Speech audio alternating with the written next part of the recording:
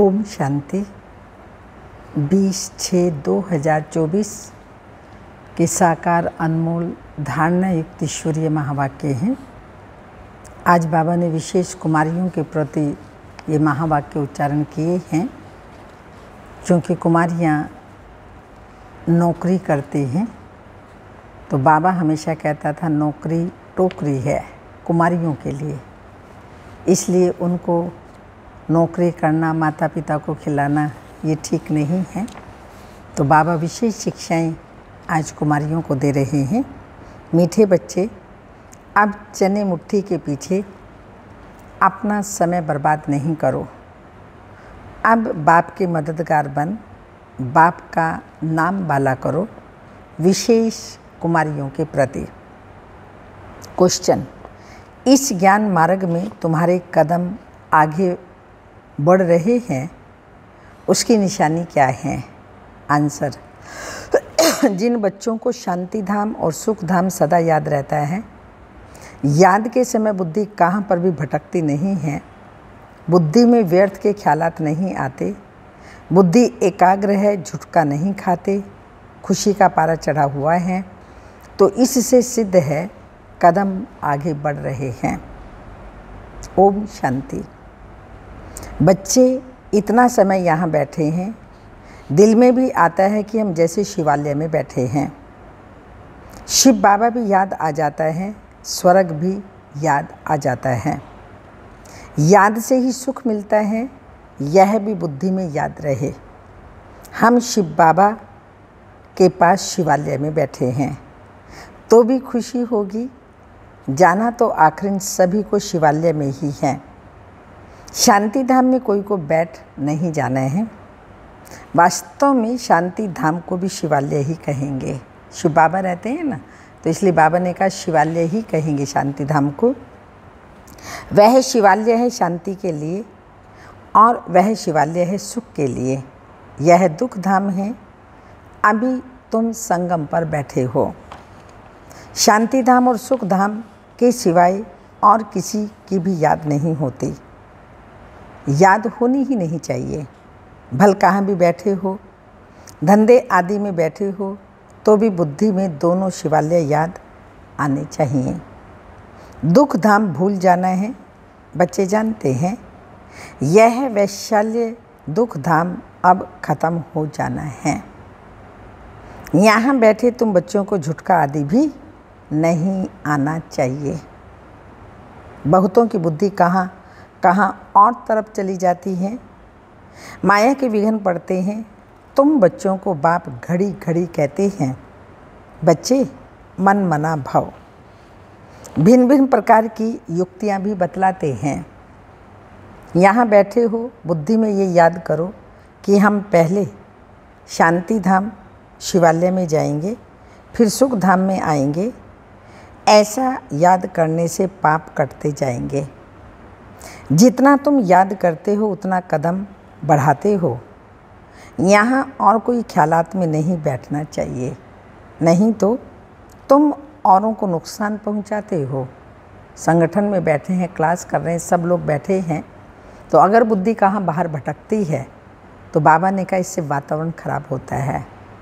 वृत्ति से वातावरण बनता है ना, तो इसलिए अपनी बुद्धि को एकाग्र करें शिव बाबा की मुरली में, और मुरली सुने बाबा क्या सुना रहा है।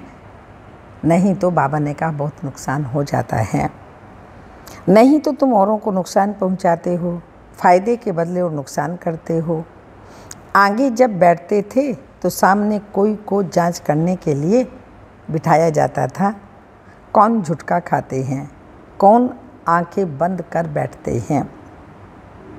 तो बड़ा खबरदार रहते थे। बाप भी देखते थे इनका बुद्धियोग कहाँ भटकता है, क्या ये झुटका खाते हैं। ऐसे भी बहुत आते हैं जो कुछ भी समझते नहीं हैं। ब्राह्मणियाँ ले आती हैं, शिव बाबा के आगे बच्चे बड़े अच्छे होने चाहिए, जो गफलत में नहीं रहे, क्योंकि ये कोई ऑर्डिनरी टीचर नहीं है। स्वयं भगवान टीचर बनकर के हमें पढ़ाता है, ऑर्डिनरी टीचर नहीं। बाप बैठ सिखलाते हैं। यहाँ बहुत सावधान हो कर के बैठना चाहिए। बाबा 15 मिनट शांति में बिठाते हैं, तुम तो घंटा 2 घंटा भी बैठते हो। सब तो महारथी नहीं हैं, जो कच्चे हैं उनको सावधान करना है। सावधान करने से सुजाग हो जाएंगे। जो याद में नहीं रहते, व्यर्थ ख्यालात चलाते रहते हैं, वह जैसे विघ्न डालते हैं, क्योंकि बुद्धि कहीं ना कहीं भटकती है। महारथी, घोड़ेसवार, प्यादे सब बैठे हैं। एक ही क्लास में एक मुरली बाबा सुना रहे हैं, तो उसमें महारथी भी हैं, घोड़ेसवार भी हैं और प्यादे भी हैं। बाबा आज विचार सागर मंथन करके आए थे। म्यूजियम में अथवा प्रदर्शनी में तुम बच्चों को शिवालय, वैशाल्य और पुरुषोत्तम सतयुग तीनों ही बतलाते हो। ये बहुत अच्छा है समझाने के लिए। यह चित्र बहुत बड़े बड़े बनने चाहिए। सबसे अच्छा बड़ा हॉल इनके लिए होना चाहिए, जो मनुष्यों की बुद्धि में झट बैठे। तो बच्चों का विचार चलना चाहिए, इसमें हम इम्प्रूवमेंट कैसे लाएं। पुरुषोत्तम संगम युग बहुत अच्छा बनाना चाहिए, उससे मनुष्यों को बहुत अच्छी समझानी मिल सकती है। तपस्या में भी तुम 5-6 को बिठाते हो, परंतु नहीं 10-15 को तपस्या में बिठाना चाहिए। बड़े बड़े चित्र बनाकर क्लियर अक्षर में लिखना चाहिए। तुम इतना समझाते हो फिर भी समझते थोड़ी हैं। तुम मेहनत करते हो समझाने के लिए, पत्थर बुद्धि है ना, तो जितना हो सके अच्छी रीति समझाना चाहिए। जो सर्विस में रहते हैं उन्हों को सर्विस बढ़ाने का ख्याल करना है। प्रोजेक्टर प्रदर्शनी में इतना मज़ा नहीं है जितना म्यूजियम में। प्रोजेक्टर से तो कुछ भी समझते नहीं। सबसे अच्छा है म्यूजियम में आते हैं, एक एक चित्र पर समझाते हैं। तो बाबा ने कहा सबसे अच्छा है म्यूजियम, भले छोटा हो, एक कमरे में हो, तो यह शिवालय, वैशाल्य और पुरुषोत्तम संगम युग का सीन हो। समझाने में बड़ी विशाल बुद्धि चाहिए। बेहद का बाप, बेहद का टीचर आए हैं तो बैठ थोड़ी जाएंगे कि बच्चे MA BA पास कर लो, बाप बैठा थोड़ी रहेगा। हाँ, ये पढ़ाई भी पढ़नी पड़े, उस पढ़ाई में लग जाएं। ये अलौकिक पढ़ाई ना पढ़ें, शिव बाबा पढ़ाने आते हैं। तो बाबा ने कहा मैं कोई बैठा थोड़ी रहूँगा, थोड़े टाइम में चला जाएगा, बाकी समय है तो भी जागते नहीं हैं। अच्छी अच्छी बच्चियाँ जो होंगी वह कहेंगी, अच्छी अच्छी बच्चियाँ जो होंगी वो कहेंगी इन 400-500 रुपये के लिए हम मुफ्त अपना टाइम बर्बाद करें। पुरानी बात है, 50 साल 60 साल पूर्व की। उस टाइम में 500-600 भी बहुत होते थे। फिर शिवालय में हम क्या पद पाएंगे। बाबा देखते हैं कुमारियाँ तो फ्री हैं, भल टाइम कितना भी बड़ा पगार हो तो भी यह तो जैसे मुट्ठी में चने हैं। ये सब खलास हो जाएंगे, कुछ भी रहेगा नहीं। इस पुरानी दुनिया का कुछ भी रहेगा नहीं। बाप चने मुट्ठी अब छुड़ाने आए हैं, परंतु छोड़ते ही नहीं। उसमें है चने मुट्ठी, इसमें है विश्व की बादशाही। वह तो पाई पैसे के चने हैं, उनके पिछाड़ी कितना हैरान होते हैं। कुमारियाँ तो फ्री हैं, ये पढ़ाई तो पाई पैसे की है। उनको छोड़ यह नॉलेज पढ़ते रहें तो दिमाग भी खुले। ऐसी छोटी छोटी बच्चियाँ बड़ों को बैठ नॉलेज दें। बाप आए हैं शिवालय स्थापन करने। यह तो जानते हैं कि यहाँ सब कुछ मिट्टी में मिल जाना है। ये चने भी नसीब नहीं होंगे। किसी की मुट्ठी में 5 चने अर्थात 5 लाख होंगे, वह भी ख़त्म हो जाएंगे। अभी टाइम बहुत थोड़ा है। दिन प्रतिदिन हालात खराब होती जाती हैं, अचानक आफतें आती जाती हैं, मौत भी अचानक होते रहते हैं। मुट्ठी में चने होते ही प्राण निकल जाते हैं। तो मनुष्यों को इस बंदरपने से छुड़ाना है। सिर्फ म्यूजियम देख खुश नहीं होना है, कमाल कर दिखाना है। मनुष्यों को सुधारना है। बाप तुम बच्चों को विश्व की बादशाही दे रहे हैं, बाकी तो भगुरा चना भी किसी को नसीब में नहीं आएगा, सब खत्म हो जाएंगे। इससे तो क्यों ना हम बाप से बादशाही ले लें, कोई तकलीफ़ की बात ही नहीं। सिर्फ बाप को याद करना है और स्वदर्शन चक्र फिराना है। भगुरों से अर्थात चनों से मुट्ठी खाली कर हीरे जवाहरात से मुट्ठी भर करके जाना है। बाप समझाते हैं, मीठे बच्चे, इन चने मुट्ठी के पिछाड़ी तुम अपना समय क्यों बर्बाद करते हो। हाँ, कोई बुजुर्ग है, बाल बच्चे बहुत हैं तो उनको संभालना होता है। कुमारियों के लिए तो बहुत सहज है। कोई भी आए उनको समझाओ कि बाप हमको यह बादशाही देते हैं तो बादशाही लेनी चाहिए ना। अभी तुम्हारी बुद्धि हीरों से भर रही है, बाकी और सब तो विनाश हो जाएगा। तो बाप समझाते हैं, तुमने 63 जन्म पाप किए हैं। दूसरा पाप है ब्रह्मा और दूसरा पाप है बाप और देवताओं की ग्लानि करना। भिखारी भी बने हैं और गाली भी दे दी है। बाप की कितनी ग्लानि की है। बाप बच्चों को बैठ समझाते हैं, बच्चे टाइम नहीं गंवाना चाहिए। ऐसे नहीं बाबा हम याद नहीं कर सकते हैं। बोलो बाबा हम अपने को आत्मा याद नहीं कर सकते, अपने को भूल जाते हैं। देह अभिमान में आना गोया अपने को भूलना। अपने को आत्मा याद नहीं कर सकते तो बाप को फिर कैसे याद करेंगे। बहुत बड़ी मंजिल है, सहज भी बहुत है, बाकी हाँ माया का अपोजिशन भी होता है। मनुष्य गीता आदि भल पढ़ते हैं परंतु अर्थ कुछ भी नहीं समझते। भारत की ही मुख्य गीता है। हर एक धर्म का अपना अपना एक शास्त्र है। जो धर्म स्थापन करने वाले हैं उनको सतगुरु नहीं कह सकते, ये बड़ी भूल है। सतगुरु तो एक ही है, बाकी गुरु कहलाने वाले तो ढेर हैं। कोई नहीं कारपेंटर का काम सिखाया, इंजीनियर का काम सिखाया तो वह भी गुरु हो गया ना। हर एक सिखलाने वाला गुरु होता है। सतगुरु एक ही है। अब तुमको सतगुरु मिला है, यह सत्य बाप भी है तो सत्य टीचर भी है। इसलिए बच्चों को जास्ती गफलत नहीं करनी चाहिए। यहाँ से अच्छी रीति रिफ्रेश होकर जाते हैं, फिर घर जाने से यहाँ का सब भूल जाते हैं। गर्भ जेल में बहुत सजाएं मिलती हैं, वहाँ तो गर्भ महल होता है। विकर्म कोई होता नहीं जो सज़ा खानी पड़े। यहाँ तुम बच्चे समझते हो हम बाप के सन्मुख पढ़ रहे हैं, बाहर अपने घर में तो ऐसे नहीं कहेंगे। वहाँ समझेंगे भाई पढ़ाते हैं। यहाँ तो डायरेक्ट बाप के पास आए हैं। बाप बच्चों को अच्छी रीति समझाते हैं। बाप की और बच्चों की समझाने में फ़र्क हो जाता है। तो बाबा बैठ बच्चों को सावधान करते हैं। बच्चे बच्चे कह समझाते हैं।